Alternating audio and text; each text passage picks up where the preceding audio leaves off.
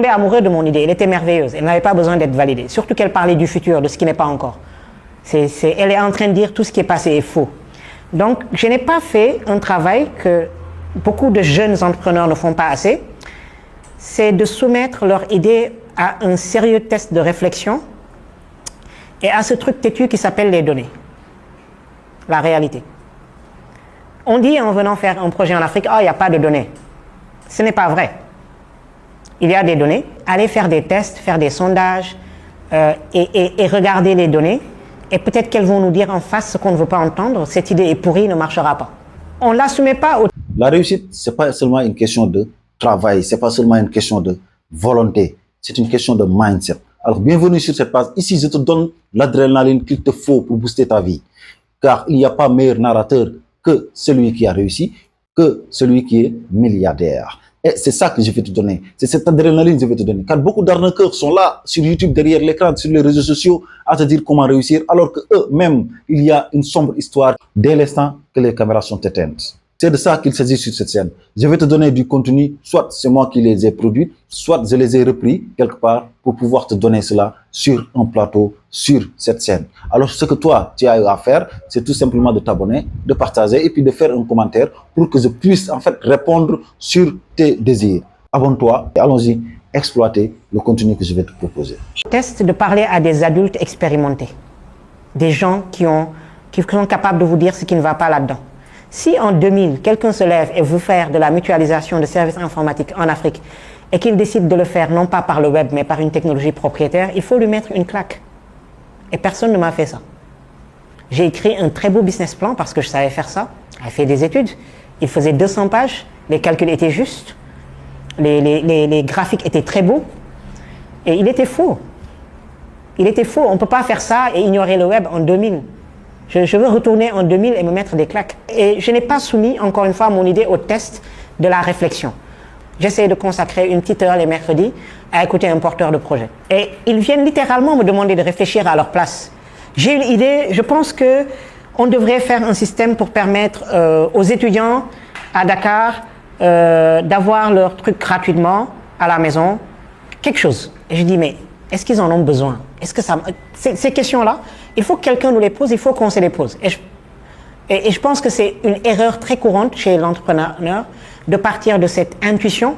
Et c'est ça qu'ils font les entrepreneurs, cette merveilleuse intuition, mais de ne pas la soumettre à un test rigoureux de réflexion et d'analyse. Et je suis en train d'acheter et de distribuer un livre que j'aime beaucoup ces temps-ci à des jeunes entrepreneurs à Dakar. Littéralement, je le commande, j'en commande 5 sur Amazon et je le distribue. Il s'appelle The Lean Startup Strategy. Et c'est un bouquin écrit pour la Silicon Valley, qui dit qu'il y a beaucoup de gâchis dans la Silicon Valley. Plus de 90% des entreprises échouent avant la première année, et c'est vrai. Et il dit comment faire pour tester nos idées, les affiner, sans perdre, brûler tout cet argent-là et recommencer un autre projet. Mais garder cet argent et affiner nos projets. Et j'ai réalisé que ça s'appliquait particulièrement ici parce qu'en fait, il n'y a pas d'argent à gâter ici. Et ça s'applique dans tous les cas à tous les entrepreneurs, cette démarche très rigoureuse pour tester et valider ce qu'on veut faire. Bon, on dit on va faire un pilote. Mais hier, j'ai rencontré 2 jeunes qui ont déjà fait une plateforme pilote.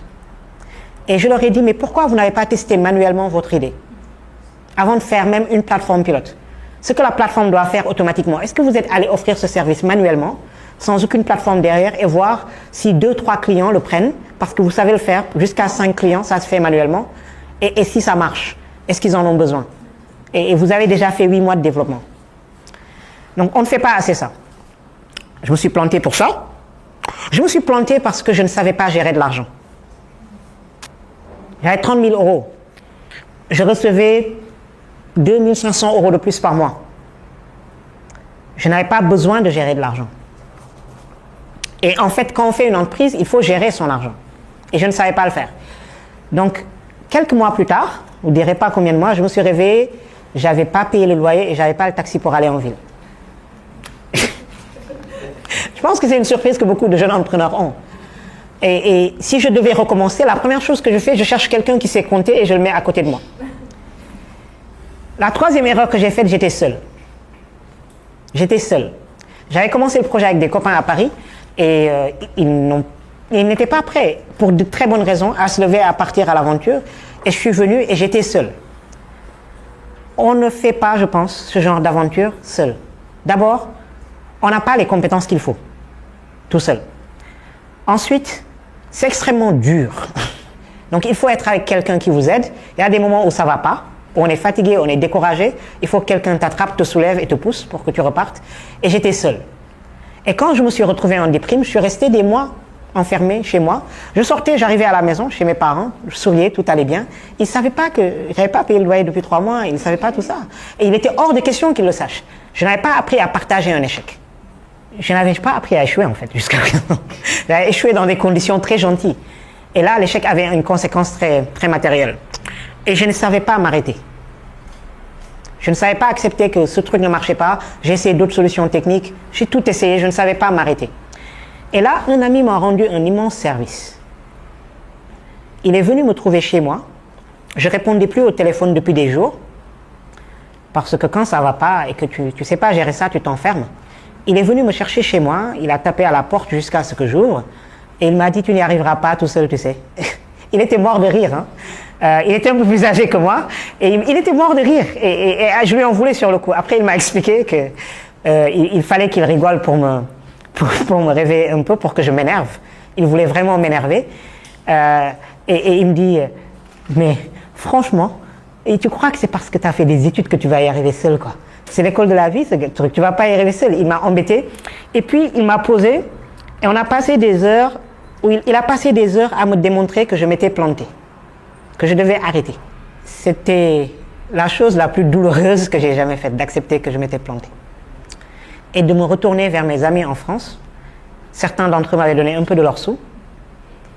Et de leur dire aussi que je m'étais planté et que j'avais perdu leur argent. Ouais, c'était extrêmement dur.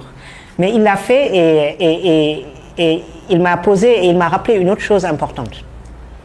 Il m'a rappelé que, au-delà de l'emprise, que j'en étais arrivé à penser que l'emprise que j'étais en train de faire, c'était ma valeur. Et il m'a dit, écoute, tu sais faire quelque chose, tu es un bon informaticien, tu sais faire des choses, tu ne mourras pas de faim. Arrête ça, utilise ton métier, le temps de te poser et de repartir. Et je suis sorti et je suis allé voir quelqu'un que je connaissais en ville qui était en train de chercher une consultation. Il voulait faire un site web. Et je suis allé le voir et je lui ai dit, si tu m'avances un peu d'argent, c'était pas beaucoup, 300 000 francs, parce qu'il faut que je paye mon loyer, il faut que j'ai mon taxi, je te livrerai ton site web la semaine prochaine. Parce que ça, je sais faire. Ne fais pas ton appel d'offres, donne-moi juste 300 000 là, s'il te plaît. Il m'a regardé et il m'a dit, tiens, le budget qu'on avait pour le site web, c'était à l'époque, hein, c'est 3 millions, voici les 1,5 million d'avance. Il avait pitié. Et il m'a dit, s'il te plaît, il faut que tu réfléchisses, tu ne devrais pas retourner en France. Tu t'en sortiras pas ici. On a beaucoup de ça hein, quand on rentre. Mais il m'a sauvé la vie. Hein. J'ai recommencé et je me suis rendu compte que je pouvais faire du conseil en système d'information et j'ai commencé à faire du conseil. Ça marche le conseil. Une fois qu'on se fait un petit nom, ça marche, ça paye.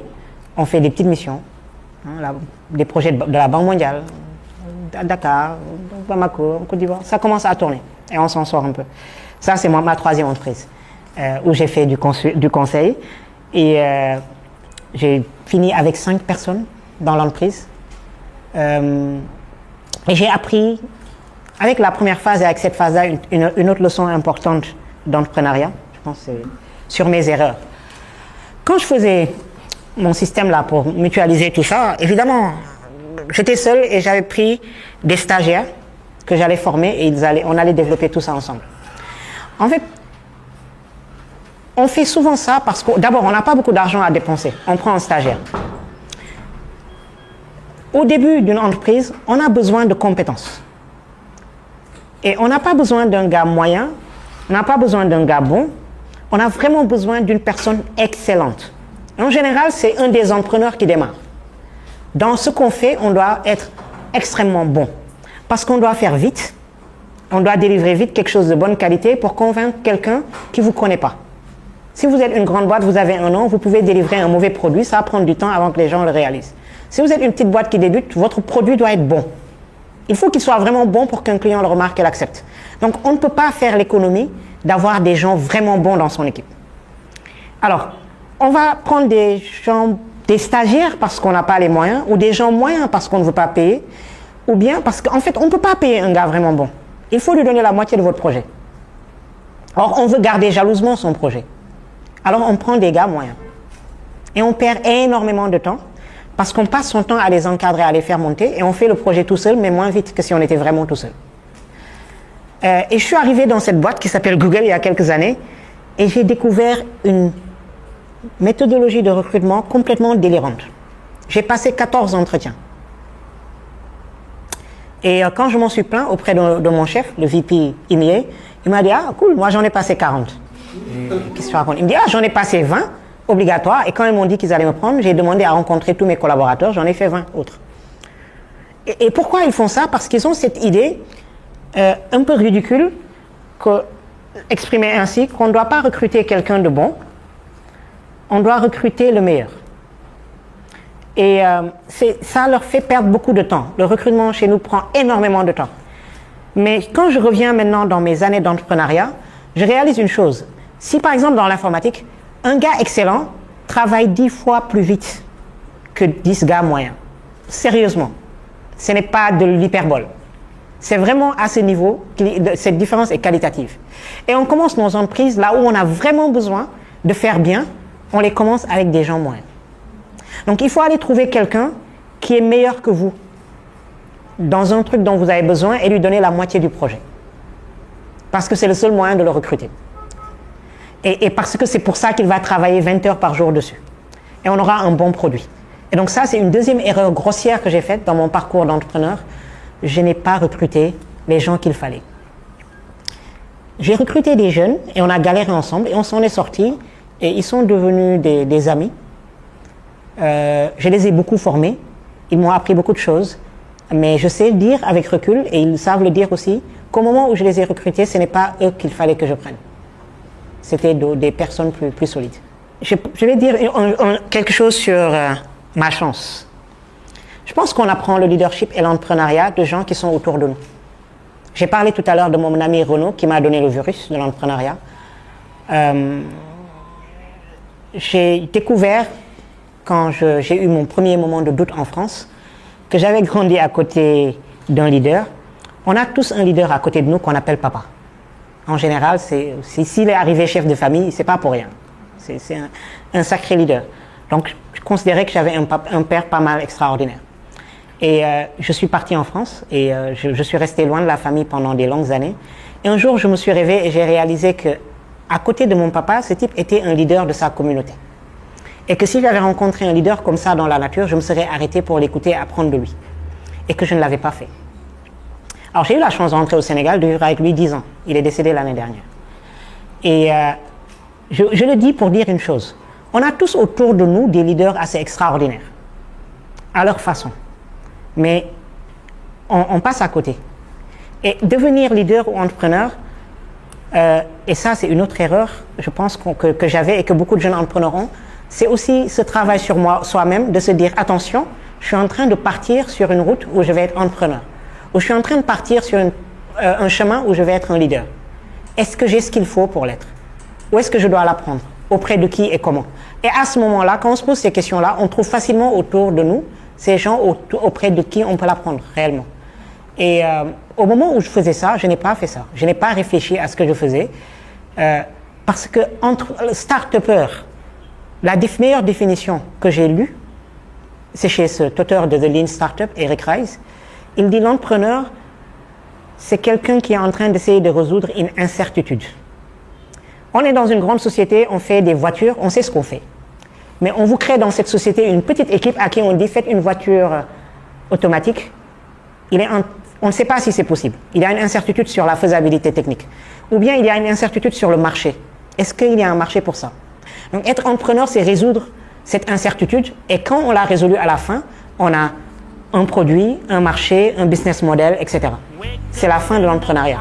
Là maintenant, on doit être patron de société ou autre chose. En général, à ce moment-là, on n'est pas bon, on tombe. Mais c'est pour d'autres raisons. Mais pour résoudre ces incertitudes-là, quand on regarde autour de nous, par exemple, la moitié des Dakarois ont leur père qui a quitté le village, qui est allé en ville à l'aventure. Ça, c'était un entrepreneur.